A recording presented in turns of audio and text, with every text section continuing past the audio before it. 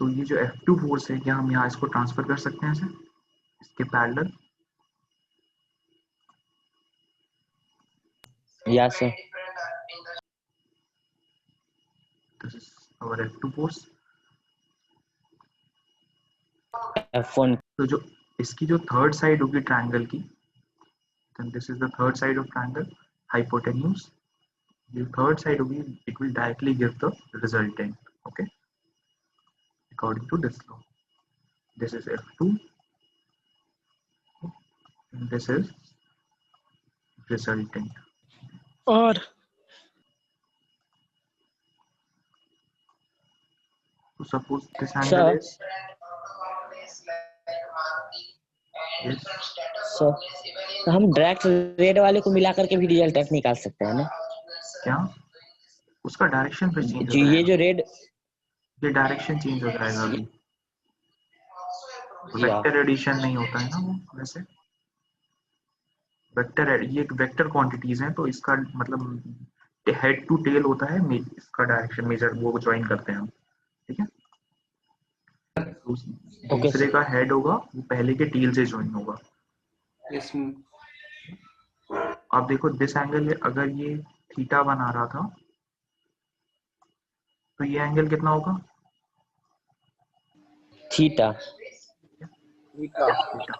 Theta. और जो resultant angle बना रहा है, suppose this is alpha, okay, या तो ये एंगल कितना होगा? बीटा। थीटा होगा सर। ये एंगल कितना होगा? 180 माइनस ये थीटा। 180 माइनस थीटा, ये हो जाएगा 180 T minus theta. Minus theta. अब बताओ ये एंगल कितना होगा? ये हो जाएगा 45 शायद शायद नहीं theta sir theta minus alpha. Theta minus this will B theta minus alpha. Yes. देखो ट्रायंगल के एंगल का सम कितना होता है? 180, 180 डिग्री। ठीक है। Alpha plus 180 minus theta plus this is क्या मैसेज भेजा है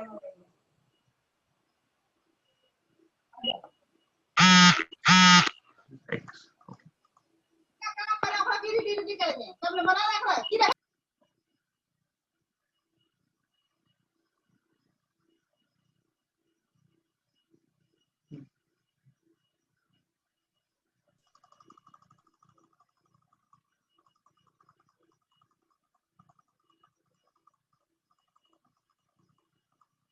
ठीक है, this will B theta minus alpha.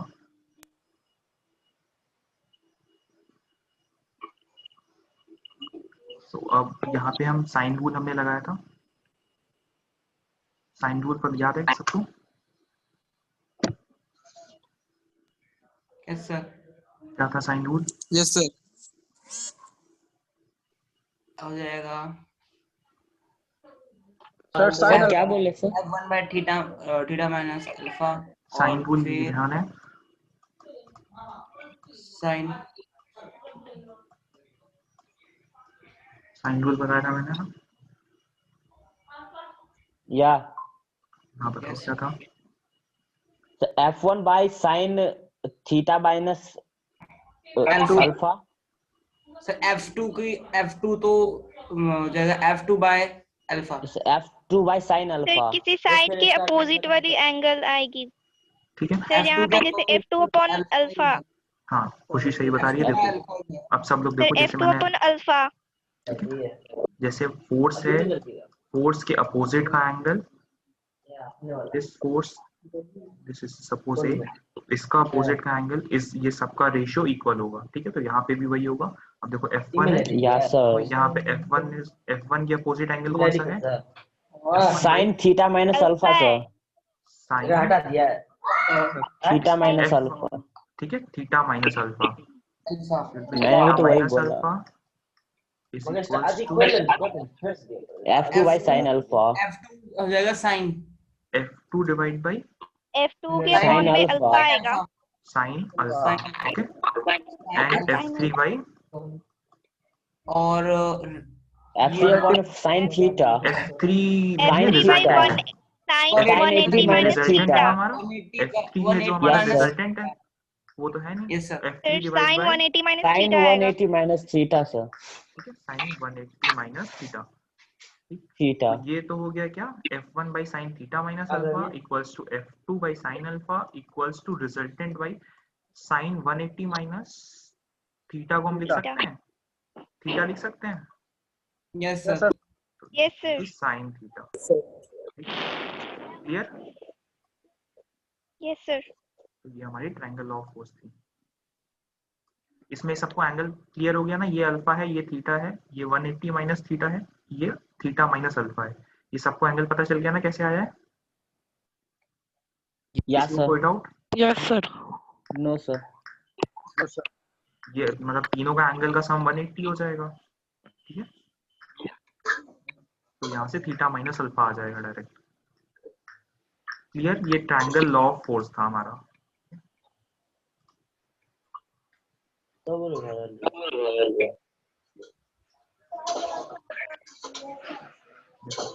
F1 by sine theta minus alpha, F2 by sine alpha equals to R by sine theta, यही आया था ना सबका।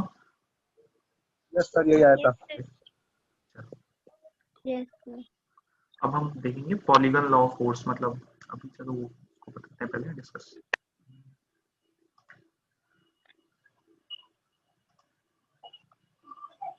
ये बताओ, जैसे अगर एक फोर्स ये लग रहा है, ठीक है, एक फोर्स ये लग रहा है, this is F1, this is F2, तो रिजल्टेंट कितना होता है? अंडर रूट F1 का होल स्क्वायर प्लस में F2 का square plus F 2 sin F Plus 2f1 f2. 2f1 f2 cos theta. cos theta, theta. ठीक है। अगर Yeah, यही फोर्सेस परपेंडिकुलर लग गए, ठीक है, this is Yeah. F1, this is F2, उस केस में रिजल्टेंट कितना हो जाएगा? R is equal to f1 under plus root 1 f2. F दोनों का add sir. Under root F1 का square plus under root sir F2 का स्क्वायर, ठीक है, F1 प्लस F2 का whole square. Plus 2 square whole square नहीं square होगा sir, खाली। ये जो लिखा हुआ है वो सही है। Yes sir. Yeah sir. Yes sir ठीक है। Yes sir। अब देखो, ये सही सपोज है। अभी तक हम दो फोर्सेस में डील कर रहे थे, ठीक है, सपोज करो अब किसी एक बॉडी पे, कोई एक बॉडी है, this is one body and एक फोर्स ये लग रहा है,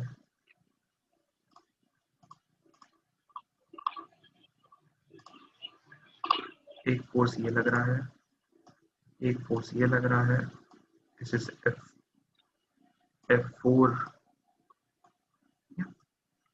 अब ये सारे फोर्सेस लग रहे हैं और इनका रिजल्टेंट निकालना है, तो फिर अब पहले या तो इन दोनों का रिजल्टेंट निकालो, फिर उससे इसका मतलब इन दोनों का जो रिजल्टेंट आएगा 1 और 2 का रिजल्टेंट जो आएगा, ठीक है, उसके बाद फिर 3 का रिजल्ट, 3 और 1 का इसका निकालोगे रिजल्टेंट, ठीक है, समझ रहे हो।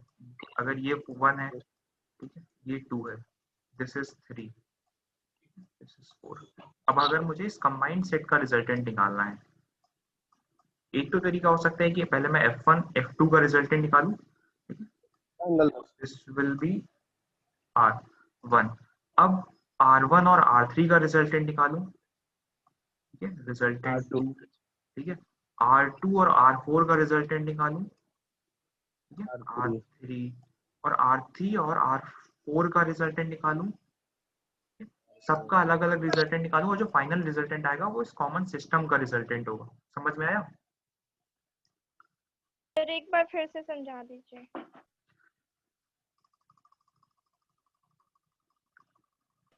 सारे रिजल्टेंट अगर मुझे इस कंबाइंड सिस्टम का रिजल्टेंट निकालना है, ठीक है, मतलब अभी तक तो हम दो फोर्सेस का निकाल लेते, F1 F2 का रिजल्टेंट होता था R1, ठीक है, ये रिजल्टेंट का मतलब क्या, मैंने ये दो फोर्स हटा दिए और इसका जो इन दोनों का इफेक्ट होगा वो रिजल्टेंट एक अकेला इफेक्ट दिखा देगा। ठीक है, तो अगर मुझे इन कंबाइंड सिस्टम का एक रिजल्टेंट निकालना है जो इसके इक्विवेलेंट हो, सारे फोर्सेस के इक्विवेलेंट, इसी यही मतलब था ना रिजल्टेंट का। Yes sir. ठीक, तो अब मुझे अगर 1 और 2 का मतलब इन सबको फोर्सेस को हटाना है और उसकी जगह सिर्फ एक फोर्स लगाना है, तो उसे हम रिजल्टेंट कहते हैं।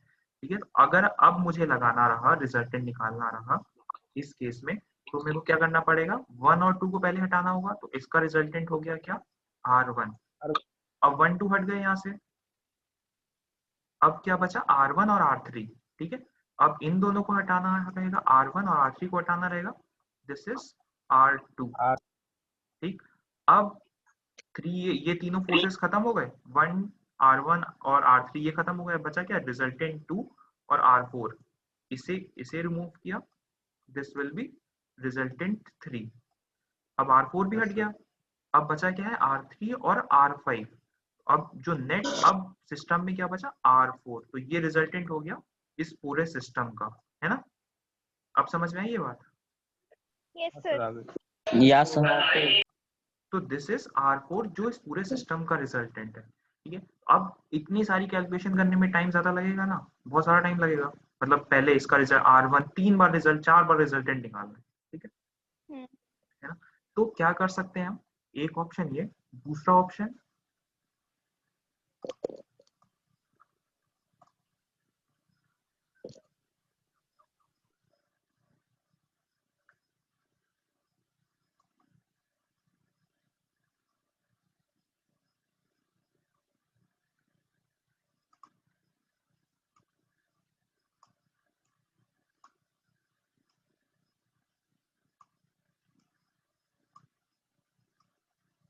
ये सिस्टम था हमारा।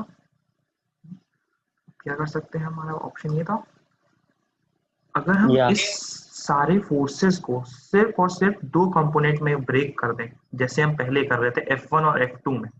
ठीक है, हम कर रहे थे ना F1 और F2 में ही हमारा जो रिजल्टेंट का फॉर्मूला है ये दो के लिए एप्लीकेबल है, R1 F1 और F2। तो यहाँ से डायरेक्ट रिजल्टेंट आ जाता है। ठीक है, तो हम ऐसा कर सकते हैं क्या, इन सारे फोर्सेस को सिर्फ और सिर्फ दो एक्सिस में ही डिवाइड कर दें। ठीक है, पहला दिस इज Fx जिसे हम कह देंगे Fx, और दूसरा क्या, Fy। ठीक है, अब ये कैसे करेंगे, कुछ ध्यान है, अभी 2-3 क्लास पहले हमने डिस्कस किया था। शिफ्ट करके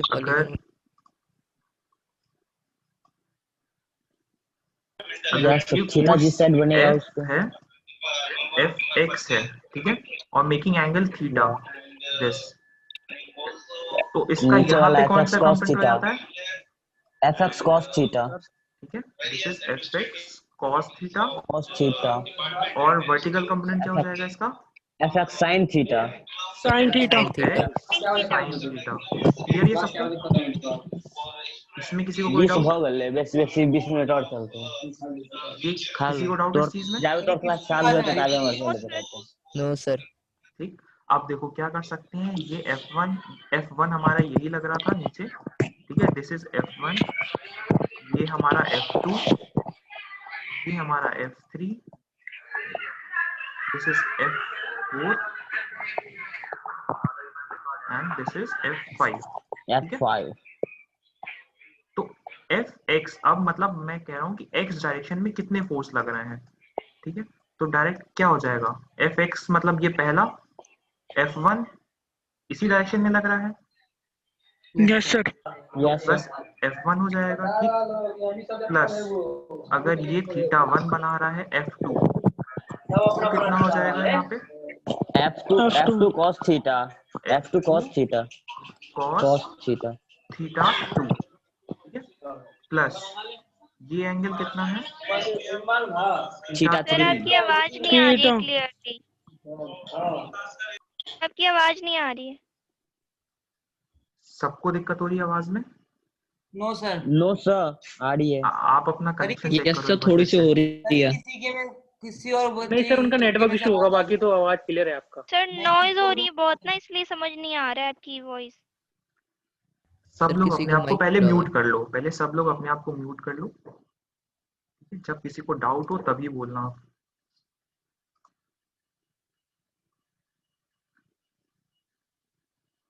ठीक है, दिस इज F3। ठीक है, F1 हो गया, पहला हॉरिजॉन्टल डायरेक्शन में F1 लग रहा था तो F1 डायरेक्ट हो गया। फिर दूसरा क्या, कौन सा फोर्स है, F2, इसका हॉरिजॉन्टल कंपोनेंट कितना हो जाएगा, F2 cos θ2।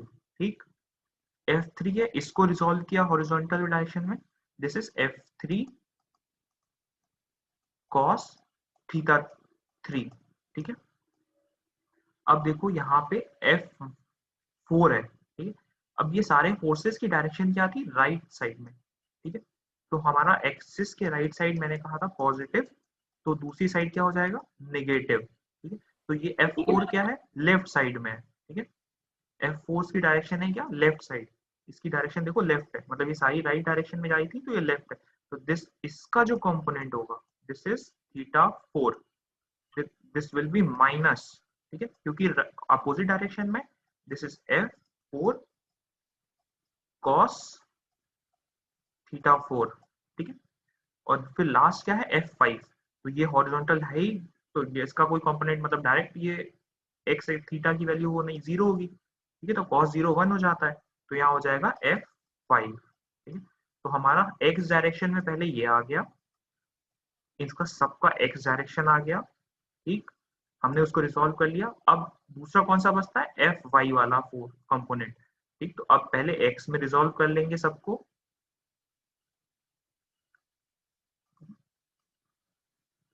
और उसके बाद Fy में रिसॉल्व करेंगे सबको।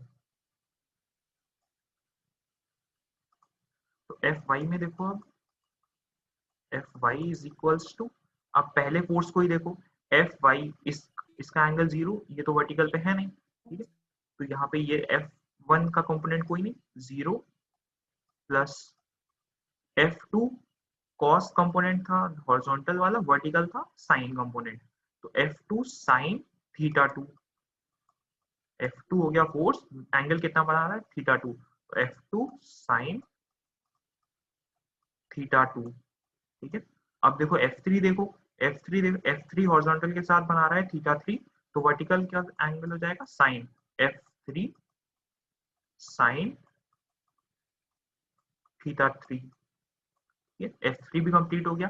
अब F4 देखो, अब यहाँ पे देखो इसकी डायरेक्शन क्या है, ये भी वर्टिकल था, मतलब एक्सिस के ऊपर है।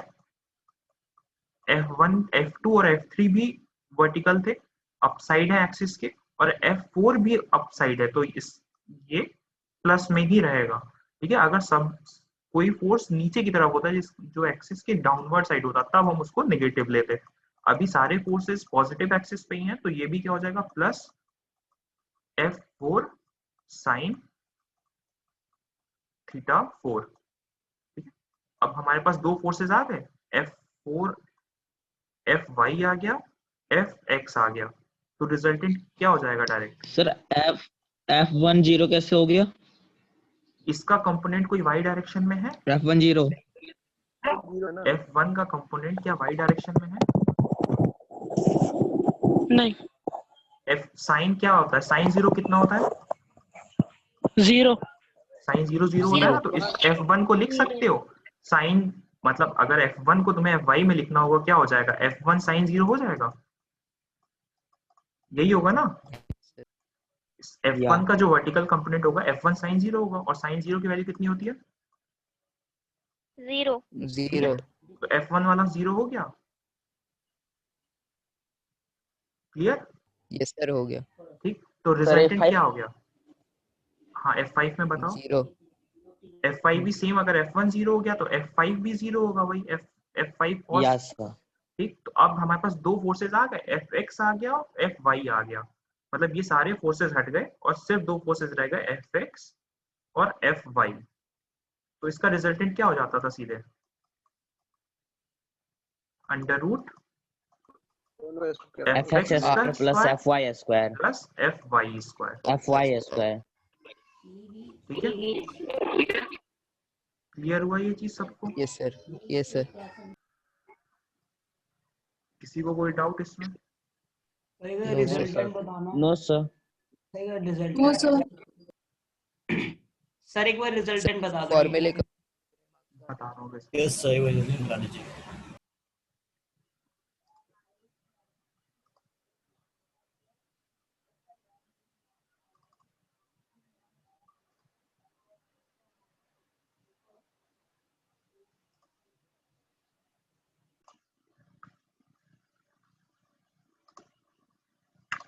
Next topic is condition for equilibrium. ठीक है,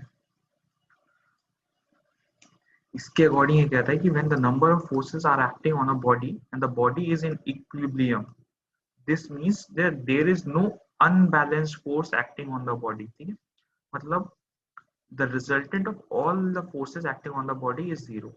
कोई भी बॉडी है अगर उस पे नंबर ऑफ फोर्सेस अगर लग रहे हैं तो जो उसके रिजल्टेंट ऑफ फोर्स हो वो अगर जीरो हो जाता है इस बॉडी पे, मतलब ये कंपोनेंट इसको कैंसिल आउट कर दे, ठीक है, ये कंपोनेंट इसका वर्टिकल कंपोनेंट इसको कैंसिल आउट कर दे, ये कंपोनेंट इसको कैंसिल आउट कर दे, ठीक है, ये इसको कैंसिल आउट कर दे, जो नेट फोर्स है उस बॉडी पे अगर जीरो है, लाइक जो समेशन ऑफ एफ आपने एफ एक्स निकाला था वहां पे F1 cos थीटा 2 जो भी सब आ रहा था, अगर वो एफ एक्स जीरो हो जाए तो उस बॉडी को तब हम उसे इक्विलिब्रियम की कंडीशन कहेंगे। एफ एक्स जीरो हो जाए, summation of force F y direction में भी जीरो हो जाए, जब ये दो कंडीशन सेटिस्फाई हो जाएंगी तो हम कहेंगे कि बॉडी इक्विलिब्रियम में है।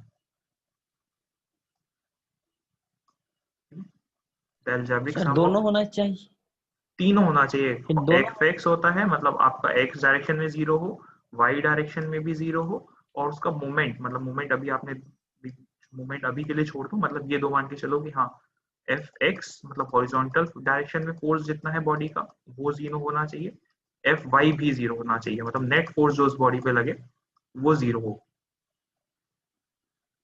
ठीक है, हमने सबसे पहले डिस्कस किया था कि सबसे पहले एक एग्जांपल डिस्कस किया था, एक ब्लॉक है और वो एक टेबल पे रखा हुआ है, ठीक है, तो हमने कहा था कि ये इक्विलिब्रियम में होगा, ठीक है, उस टाइम तो आपको कहते हैं इक्विलिब्रियम क्या है, ठीक, तो आप देखो इस बॉडी पे क्या है, अभी क्लास जब सेशन खत्म होगा ना तो इसी लिंक पे फिर से ज्वाइन कर लेना आप लोग। Okay sir. तो इस पे क्या फोर्सेस लग रहे हैं, एक एक्स डायरेक्शन में कोई फोर्स नहीं लग रहा है, सबसे पहले हमने ये एग्जांपल डिस्कस किया था मैकेनिक्स की क्लास में। यस हाँ, तो अब इस पे क्या फोर्स लग रहा है, एक वेट लग रहा है बस इसका, बाकी तो कोई और फोर्स लग नहीं रहा है।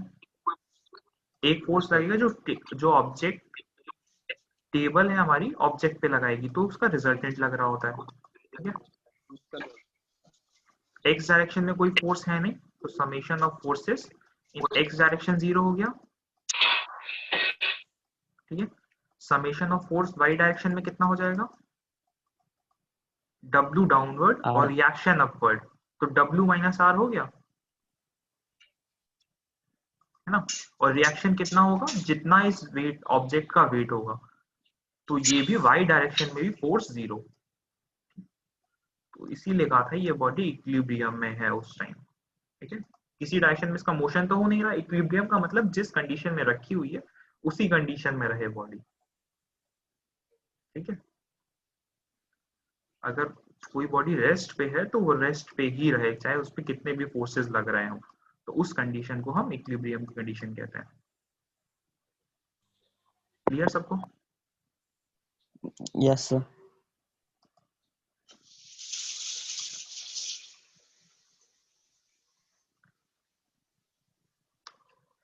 अब अगली है ये थ्योरम,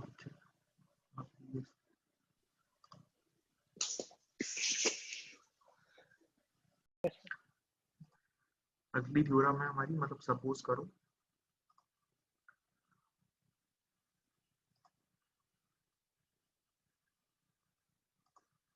कोई बॉडी है उस पर अगर तीन फोर्सेस लग रहे हैं, पहला force F1, this is F2, this is F3,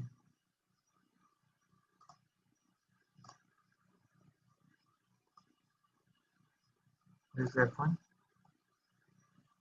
this is second force and this is third force, sir ji show नहीं हो रहा। हो रही है शो। हो रही है सो। सबको दिख रहा है? अच्छा ने नो सर हो रही है। Network sir. दिक्कत। This is F1 force.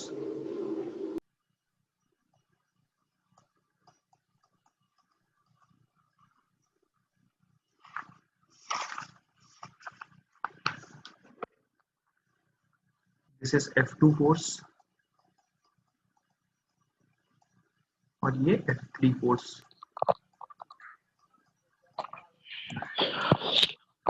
अब इस F3 को मैं ऊपर ट्रांसफर कर रहा हूँ, ठीक है। F3 लग तो ये यहाँ से डाउनवर्ड रहा था, पर मैंने इसे ऊपर ट्रांसफर कर दिया यहाँ से।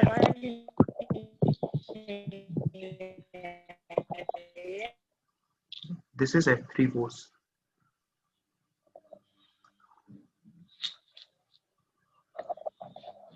उसे ऊपर ट्रांसफर कर दिया, दिस इज F3, ठीक है। F1 को मैंने पैरेलल में यहां से बनाया, पैरेलल।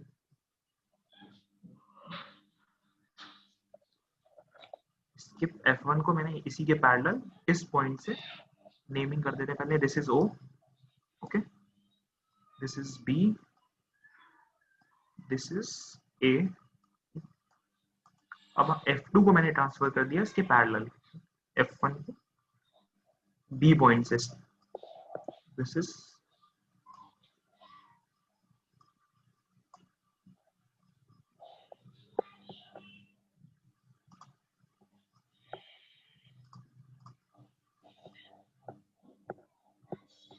ठीक है।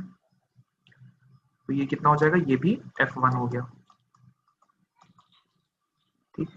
और इस पॉइंट को ज्वाइन कर दिया,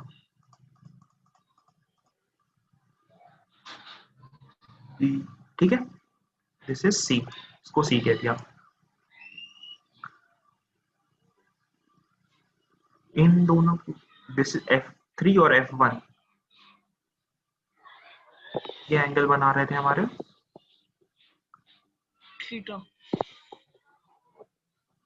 बीटा। क्या बीटा?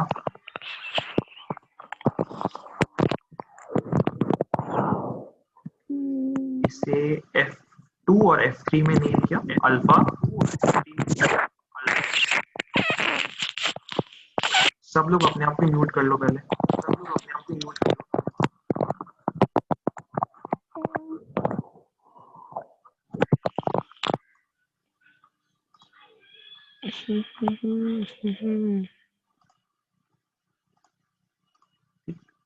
और F1 F2 के बीच में एंगल था 180 minus alpha plus beta, 360 minus. ठीक है, मैंने इससे गामा कहा, ठीक है। ये तीन अभी मैंने जो ये बेसिक खुद से नेमिंग की हुई है, F1 F2 और F3। F1 और F3 के बीच में बीटा, F2 F3 के बीच में अल्फा, F1 और F2 के बीच में गामा, ठीक है। अब ये क्या बन गया, एक तरीके का पैरेललोग्राम बन गया, OACB, ठीक। यहाँ तक क्लियर? Yes sir. ठीक, अब देखो सुनते जाओ। Yes, अच्छा, एंगल अगर दिस F3 और OB, ये this alpha, then angle BOC कितना हो जाएगा, 180 माइनस अल्फा हो जाएगा।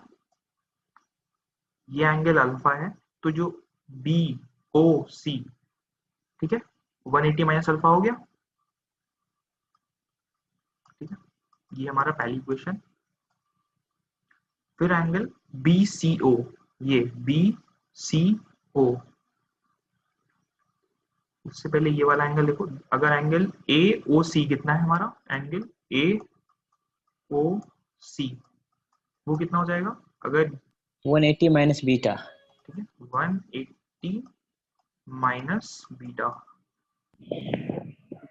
एंगल हमारा। अब तीसरा एंगल हम देखेंगे, BCO, ठीक है। ये वाला एंगल, ये एंगल कितना होगा?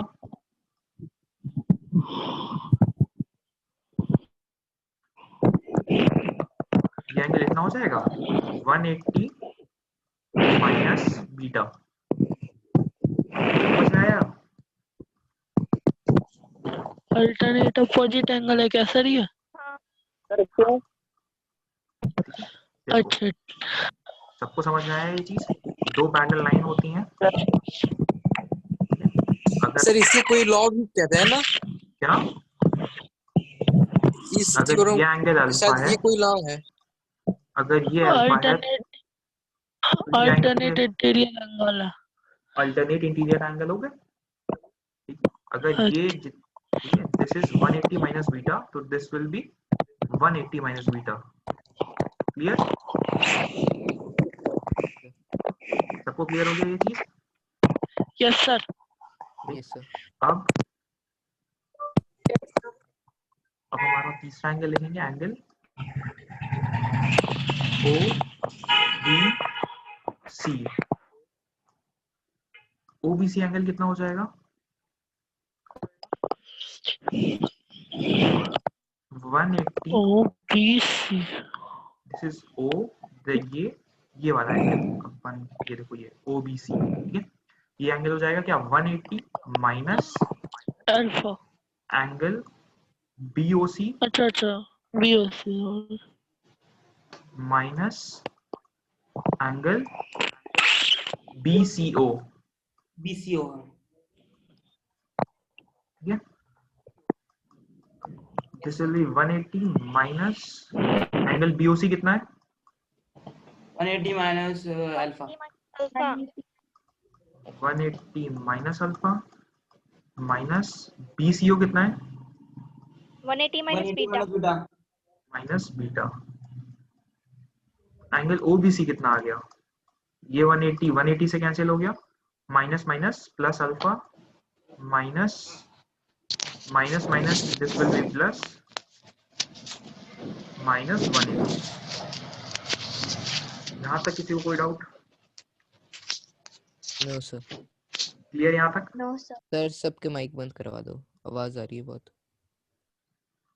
आप लोग खुद सब लोग बंद कर लो, जिसको बोलना हो बस वो खोली ओपन किया करो और फिर बंद कर दिया करो माइक। ठीक, यहाँ तक नोट डाउन हो गया सबका? Yes sir. अब इसको रिमूव कर रहा हूँ मैं यहाँ से। ठीक,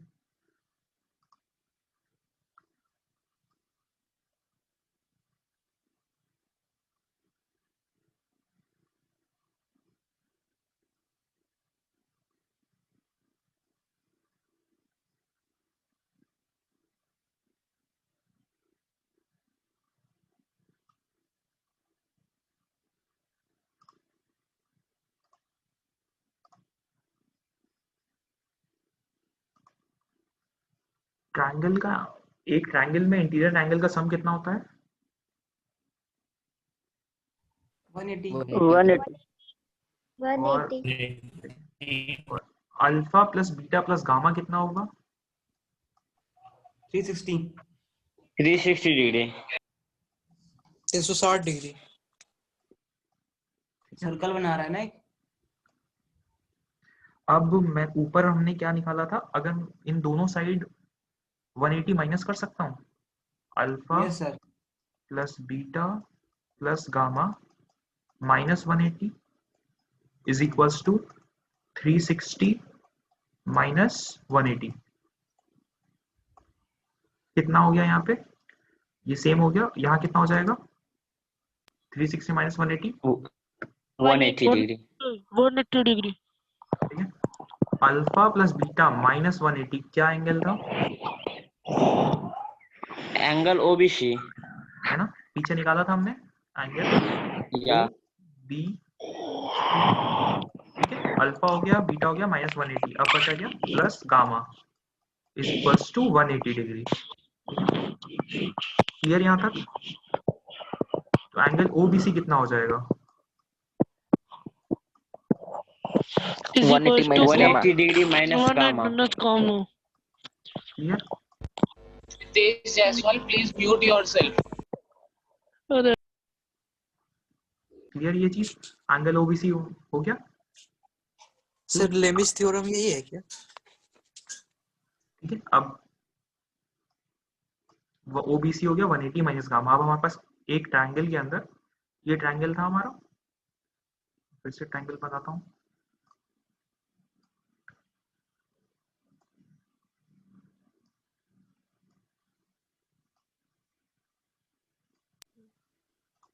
ये O है, this is B and C। ठीक है, ये क्या है F1, this is F3 and this is F2। ये एंगल पता है हमें, ये एंगल पता है और ये एंगल बोलो पता है, सर। सबको आइडिया है ना? एंगल BOC कितना है? 180 माइनस अल्फा। चैट में लिख 180 लिखा तो बोलो ये देखो। 180 माइनस अल्फा। ये एंगल कितना है? Angle OBC 180 minus 180 minus gamma. और एंगल BCO कितना है? 180 माइनस बीटा। 180 minus beta. अब फिर से हम यहाँ पे लगाएंगे क्या, साइन रूल इस ट्रायंगल में। तो साइन रूल क्या हो जाएगा, F3 डिवाइड बाई एंगल कौन सा होगा? 180 minus gamma. Gamma OBC 180 minus gamma F3 divide by sine 180 minus gamma gamma equals to F2 divide by, इसका एंगल कौन सा हो जाएगा? Sine 180 180 minus beta. Beta. 180 minus BO beta. B और F1 कितना हो जाएगा? Sine 180 minus alpha. Gamma. Gamma नहीं वो अल्फ क्या कहते हैं, अल्फा। F1 है, इसका अपोजिट एंगल हो गया क्या, ये दोनों एंगल इसके साथ ही हो गए, तो तीसरा एंगल जो बचा ये वाला। अपोजिट एंगल का मतलब है जो फोर्स होगा उस एंगल के साथ मतलब कहीं पे टच में ना हो। ठीक है, ऐसे देखा करो, मतलब F1 जो है इस एंगल के साथ टच में है और यहाँ पे टच में है, बस ये वाला जो एंगल है इसके टच में नहीं है, तो ये अपोजिट एंगल हो गया। ठीक है, तो F1 के अपोजिट क्या हो गया, 180 माइनस अल्फा। ठीक है, इसी तरह सारे एंगल देखो। F3 क्या है, F3 के साथ ये वाला एंगल में भी टच में है, ये भी टच में है, कौन सा नहीं टच में है, वो ये वाला। तो रिमेनिंग एंगल हो गया वो F3 का होगा। F2 के साथ देखो कौन सा एंगल टच में है, ये है, कौन सा नहीं है, ये वाला, तो ये अपोजिट हो गया 180 माइनस बीटा। ठीक है, F1 देखो फिर चेक करो, F1 के साथ ये दोनों एंगल टच में है, तो रिमेनिंग ये हो गया F1 साइन हो गया ये वाला 180 माइनस अल्फा। ठीक, अब 180 माइनस गामा को क्या लिख सकते हो, sine gamma. Sine F3 gamma divide by sine gamma plus equals to F2 by sine beta beta equals to F1 by sine alpha. ठीक है, तो ये हमारी जो थ्योरम थी, ये थ्योरम थी लामीज थ्योरम, इसे लामीज थ्योरम कहते हैं। ठीक है, यहाँ तक सबका नोट हो गया, तो मैं फिर आगे एक्सप्लेन करूँगा थोड़ा सा दिखा के। या सर नोटेड। जी सर, हो गया सर। सबने नोट कर लिया? 2 मिनट देख लो, किसी को कोई डाउट इसमें कि कैसे आया ये?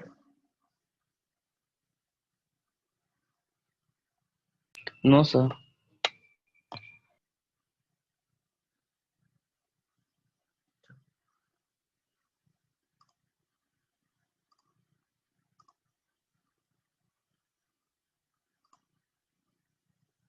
देखो लामीज थ्योरम कहती है इफ 3 कोप्लेनर कॉन्करेंट फोर्सेस, मतलब कोप्लेनर क्या, एक प्लेन पे लग रहे हो, कॉन्करेंट क्या, एक पॉइंट से लग रहे हो, are acting on a body and kept the body in equilibrium, मतलब 3 फोर्स इस तरह से लग रहे हैं कि उन्होंने बॉडी को इक्विलिब्रियम में रखा हुआ है। ठीक है, मतलब F2 और F3 F1 का जो रिजल्टेंट होगा वो F3 से बैलेंस हो गया। ठीक है, then each force is proportional to sine of the angle between the other forces। ठीक है, इसका मतलब है कि अगर F2 है तो इसके अपोजिट कौन सा एंगल हुआ, बीटा। ठीक है, F2 by beta sine beta, opposite angle कह रहा है, then each force is proportional to the sine of angle between the other force। F2 के अपोजिट कौन सा है, साइन बीटा। ठीक है, F1 के अपोजिट कौन सा एंगल है, साइन F1 दिख रहा है, अल्फा। F1 दिखा सकते हो, alpha sir. Alpha sign sine alpha. Alpha. और फिर बचा क्या हमारा एफ F sin थ्री क्या gamma. आपको, sin gamma. ठीक है, और यही चीज अभी हमने प्रूव की थी। तो ये जो हमारी होती है लामीज थ्योरम होती है। ये सब सर ये हमारे प्रैक्टिकल में भी है सर ये। हाँ प्रैक्टिकल में भी होगी ये वाली थ्योरम इम्पोर्टेंट भी है, ठीक है। इसका डेरिवेशन एग्जाम में आ जाता है, इसकी स्टेटमेंट आती है, जितनी थ्योरम बताई हैं सबका स्टेटमेंट एज इट इज लिखना होता है। मतलब जैसे अगर लामीज थ्योरम आ रही है तो ठीक है, लामीज थ्योरम में आपको एज इट इज लिखना पड़ेगा। If three coplanar concurrent forces act on a body and kept the body in equilibrium, then each force is proportional to the sine of angle between the other two forces। ये अगर exam में जैसे कहीं पे भी अगर theorem आ गई लिखा हुआ स्टेट लामीज थ्योरम, ठीक है, तो आपको ये पूरी लाइन लिखनी होगी वहां पे, ठीक है, और उसके साथ ये डायग्राम और फिर ये वाली थ्योरम लिखनी है, ठीक। अगर पैरेललोग्राम लॉ ऑफ फोर्सेस आया कि state parallelogram law of forces, तो मतलब वहां पे पैरेललोग्राम की जो लॉ थी वो बनानी पड़ेगी, लिखनी पड़ेगी, और उसके बाद रिजल्टेंट का फॉर्मूला, ठीक है। अगर ट्रायंगुलर लॉ ऑफ फोर्स लिखा हुआ कि straight triangular law of force, तो मतलब if two forces are acting and then we can represent as the sides of triangle and the third side will represent the resultant, ठीक है। जो उसकी as it is theorem है, जो ये लिखी हुई है लाइंस, ये आपको लिखनी होती है। क्लियर यहाँ तक सबको? Yes sir. Next is principle of transmissibility of the force।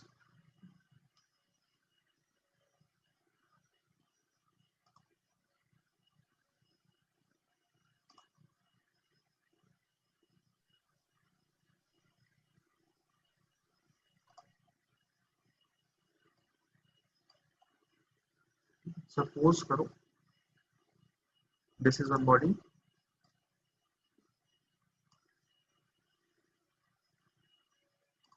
अगर मैं इस पे यहां से एक फोर्स लगाऊं इस डायरेक्शन में, और यहां से एक फोर्स लगाऊं, लाइन ऑफ एक्शन सेम रखना हूं इस डायरेक्शन में,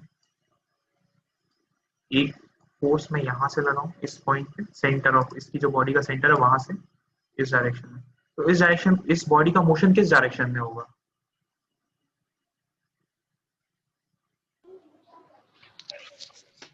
राइट साइड, ठीक है। इररेस्पेक्टिव ऑफ मैंने कहां से फोर्स लगाया, मतलब चाहे मैंने इस पहली पॉइंट इस पॉइंट से लगाया हो फोर्स, या मैंने यहाँ से फोर्स लगाया हो, दूसरी बार मैंने यहाँ से फोर्स लगाया, तीसरी बार मेरा फोर्स ऑफ एक्शन यहाँ से था, इररेस्पेक्टिव ऑफ मैंने कहाँ किस पॉइंट से फोर्स लगाया, बॉडी का मोशन एक ही डायरेक्शन में रहा ना। हर बार मैग्नीट्यूड मैंने 5 रखा, ठीक है, 5 किलोमीटर का फोर्स लगाया, तो जो मोशन होगा वो उसका एक ही डायरेक्शन में होगा, है ना। ये बात समझ में आई? ये चीज क्लियर हुई सबको? No sir. फिर सर एक बार फिर एक्सप्लेन कर दो। मैंने कहा एक बॉडी है, ठीक है, ये जो हमारी रेक्टेंगल बॉडी है, पहली बार मैंने 5 किलोन्यूटन का फोर्स इस पॉइंट से लगाया, दूसरी बार मैंने इस पॉइंट से 5 किलोन्यूटन का फोर्स लगाया, और तीसरी बार इस पॉइंट से 5 किलोन्यूटन का फोर्स लगाया। तो इस बॉडी का मोशन किस डायरेक्शन में होगा? राइट साइड में होगा, हर बार सेम होगा। Yes sir. हर बार सेम होगा, है ना। फोर्स सेम है तो एक्सेलरेशन सेम होगा, सब कुछ सेम होगा हर बार, है ना। इसका मोशन भी सेम रहा। जो एक्सटर्नल इफेक्ट हुआ, मतलब एक्सटर्नल इफेक्ट कहने का मतलब हुआ इस बॉडी पे हर बार फोर्सेस की वजह से सेम रहा, है ना। वो डिपेंड नहीं करता है कि मैं कहाँ से फोर्स लगा रहा हूँ, ठीक है। तो यही जो इसी चीज को हम कहते हैं ट्रांसमिसिबल प्रिंसिपल ऑफ ट्रांसमिसिबिलिटी। इसके हिसाब से the external effect of a force on a rigid body remains unchanged for all point of application along its line of action। तो इसे लाइन ऑफ एक्शन कहते हैं। मैंने जो एक पॉइंट कहा, मैंने कहा कि मैं एक ही लाइन पे लगा रहा हूँ, तो इसे लाइन ऑफ एक्शन कहते हैं, ठीक है। अगर एक लाइन ऑफ एक्शन से मैं कहीं किसी भी पॉइंट से फोर्स लगाऊं, ठीक है, तो उसका जो एक्सटर्नल इफेक्ट होगा बॉडी पे सेम रहेगा, ठीक है। तो इस थ्योरम को कहते हैं प्रिंसिपल ऑफ ट्रांसमिसिबिलिटी, ठीक है। क्लियर है सबको? Yes sir. Yes, sir. Clear. Law of superposition ये अगली थ्योरम है।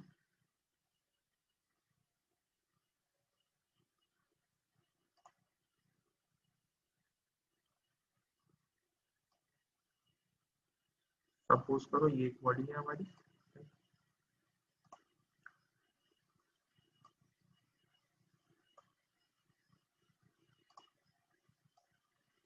ए, इस पे एक फोर्स लग रहा है इस डायरेक्शन में, दिस इज F1। पहली बार मैंने इस डायरेक्शन में फोर्स लगाया, सेम मैंने ऑब्जेक्ट लिया, दिस इज अगेन ए। जिस पॉइंट से यहाँ पे F1 लगाया था उसी पॉइंट से मैंने F2 लगाया, ठीक है। और एक बार मैंने क्या किया,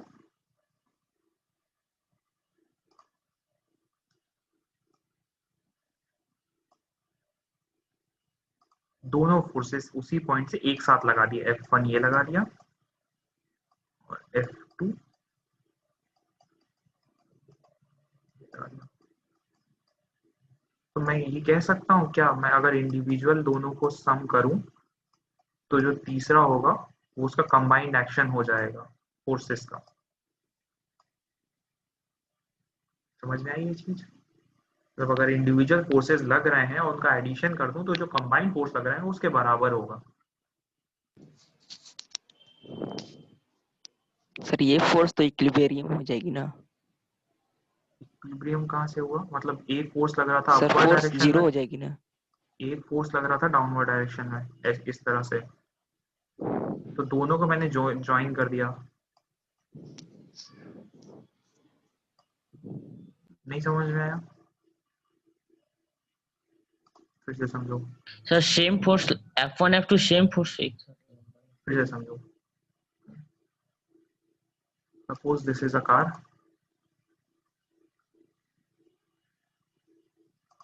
पहली बार मैं इसे 3 किलोमीटर के फोर्स से पुल कर रहा हूं,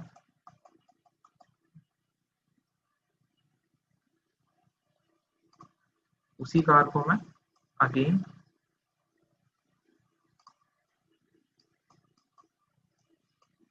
2 किलोन्यूटन के फोर्स से पुश कर रहा हूं।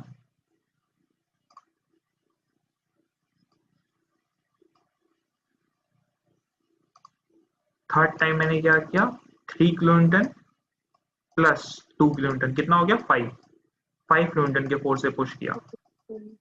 तो जो इफेक्ट यहाँ आएगा और इन दोनों का इफेक्ट को अगर मैं जोड़ दूं तो वही इफेक्ट इस पे आएगा ना 5 किलोन्यूटन के फोर्स से। हाँ जी कह सकता सर। हूं मैं ऐसा? तो मैं कह सकता हूँ ना कि अगर मैंने इंडिविजुअल फोर्सेस को अगर ले लिया तो जो इफेक्ट वो प्रोड्यूस कर रहे थे, अगर मैंने एक साथ उतना ही फोर्स लगा दिया तो जो बॉडी है वो भी उसी तरह का इफेक्ट प्रोड्यूस करेगी। क्लियर हुआ ये चीज? Yes, sir. जी सर। मतलब अगर मैं इंडिविजुअल फोर्सेस की वजह से इफेक्ट देख रहा हूँ बॉडी पे, सेम बॉडी पे, ठीक है, ये ए थी, ये भी ए है और ये भी ए है, ठीक है। अगर एक बॉडी पे नंबर ऑफ फोर्सेस लग रहे हैं, उनका इफेक्ट देखोगे और उन सारे फोर्सेस को ज्वाइन कर दोगे तो, और फोर्सेस भी ज्वाइन कर दिया तो वही इफेक्ट प्रोड्यूस करेगा जो इंडिविजुअल प्रोड्यूस कर रहे थे, ठीक है। तो इस फोर्स को कहते हैं लॉ ऑफ सुपरपोजिशन। सुपरपोजिशन क्या मतलब? एक साथ जोड़ देना, ठीक। तो इस चीज को बोल देते हैं सुपरपोजिशन, ठीक है। When a rigid body under the action of given set of forces, the addition और सब्सट्रैक्शन ऑफ देम, मतलब एडिशन करो या सब्सट्रैक्शन करो, another system force will also be in equilibrium and the equilibrium of the body of the system remains unchanged. तो इसे कहते हैं law of superposition, ठीक। क्लियर? Yes, sir. अगला टॉपिक है फ्री बॉडी डायग्राम। नाम क्या सजेस्ट कर रहा है? नाम कह रहा है फ्री बॉडी डायग्राम। मतलब पहले इसको ब्रेक करो, फ्री करो। नाम पहला अल्फाबेट है क्या? फ्री, पहला वर्ड है फ्री, तो उसको कहेगा मतलब फ्री करो, किसको? बॉडी को फ्री करो, और जो डायग्राम बन के आ जाएगा उसे हम कहते हैं फ्री बॉडी डायग्राम, ठीक है। Suppose this is a ceiling, this is a wire और यहाँ पे एक बलून हैंग कर रहा है, ठीक, या कुछ भी पेंडुलम हैंग कर रहा है। तो इस पे क्या होगा, एक वेट लग रहा होगा इसका, स्ट्रिंग है, तो इस पे टेंशन आ रही होगी, ठीक। तो यहाँ पे बॉडी कौन सी है, ये हमारा दिस पेंडुलम, ठीक है। तो क्या कह रहा है, फ्री करो, तो पेंडुलम को साइड में करो, हमें एनालाइज से करना है, हमने पेंडुलम को साइड किया, ठीक। उसके बाद अब इस पे हम जो भी फोर्सेस लग रहे होते हैं वो इंडिविजुअली शो कर देंगे, ठीक। तो वेट लग रहा है एक, तो पहले नीचे हम ये शो कर देंगे W, दूसरा क्या, टेंशन लग रहा है अपवर्ड डायरेक्शन में, दिस इज टेंशन। तो बॉडी को फ्री करके जो डायग्राम बनाया जाए और उस पे फोर्सेस को शो कर दिया जाए, तो उस डायग्राम को कहते हैं फ्री बॉडी डायग्राम, ठीक है। देखो क्या स्टेटमेंट लिखी है, the diagram of isolated portion of the body along with the net force of the system is called free body diagram। मतलब पहले बॉडी को आइसोलेट करो और उसके बाद जो जो फोर्सेस लग रहे हैं उस पे उसको शो कर दो, तो इस डायग्राम को हम कहते हैं FBD, ठीक। तो जितने भी फोर्सेस लग रहे हैं उस बॉडी पे हमें खाली फोर्सेस दिखाना होता है, बाकी अदर सिस्टम नहीं दिखाना होता है, ठीक है। जैसे यहाँ पे वॉल थी, तो हमें वॉल से कोई रिलेशन नहीं है, हमें बस इस बॉडी से मतलब है, तो हमने इसको बनाया और उस पर जितने फोर्सेस लग रहे हैं तो हमने उसको शो कर दिया, तो उस डायग्राम को हम कहेंगे फ्री बॉडी डायग्राम, ठीक है। क्लियर ये चीज? Yes sir. अब देखो जैसे ये बॉडी थी, ये सस्पेंडेड बॉडी है, ठीक है। इस पे क्या एक वेट लग रहा होगा इसका और ये स्प्रिंग है, तो ये अपने आप अपनी तरफ खींच रही होगी, अट्रैक्ट कर रही होगी, तो हमने इसको रिमूव किया, यहाँ से डिटैच किया, हमने सिर्फ ये बॉडी दिखाई, इस पे एक फोर्स लगाया डाउनवर्ड, ठीक, और एक इस पे रिएक्शन फोर्स जो ये स्ट्रिंग अपनी तरफ पुल कर रही है, बस। ये वॉल थी, ये एक लैडर है, ठीक है, अगर रेस्ट कर रहा है, ठीक है, यहाँ पे, तो एक फोर्स यहाँ पे हो गया इस पॉइंट पे, ठीक है, रेस्ट कर रहा है तो एक रिएक्शन देगा वॉल, और हॉरिजॉन्टल डायरेक्शन में मूवमेंट नहीं हो रहा है तो यहाँ से भी एक रिएक्शन आ रहा है इस पे, सेम वॉल है तो एक रिएक्शन ये दे रही है और ऊपर से एक रिएक्शन ऊपर से आएगा इसके ऊपर, क्योंकि ऊपर भी मोशन नहीं, मूवमेंट नहीं हो रहा, तो एक वो भी रिएक्शन दे रही होगी, ठीक है। तो हमने इस लैडर पे ये बना दिया और इसका खुद का सेल्फ वेट, ये हमने W शो कर दिया। उसी तरह अब ये बीम होती है, अब बीम इज सपोर्टेड, एक केस पे हिंज सपोर्ट है, एक रोलर सपोर्ट है, ठीक है। रोलर सपोर्ट 2 रिएक्शन देता है और रोलर सपोर्ट 1 रिएक्शन देता है और हिंज सपोर्ट 2 रिएक्शन देता है, ठीक है। तो दिस इज R1 हमने दिखा दिया, R2 दिखा दिया, और जो रोलर है एक वर्टिकल डायरेक्शन में खाली रिएक्शन देगा, ये हमने R3 शो कर दिया और इसका खुद का सेल्फ वेट, ठीक। तो इस डायग्राम को हम कह देते हैं फ्री बॉडी डायग्राम, जिसमें सिर्फ और सिर्फ हम फोर्सेस को दिखाएं कि उस बॉडी पे कौन कौन से फोर्स लग रहे हैं, ठीक है।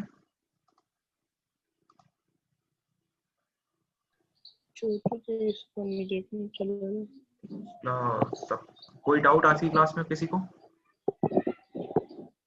No sir. No sir.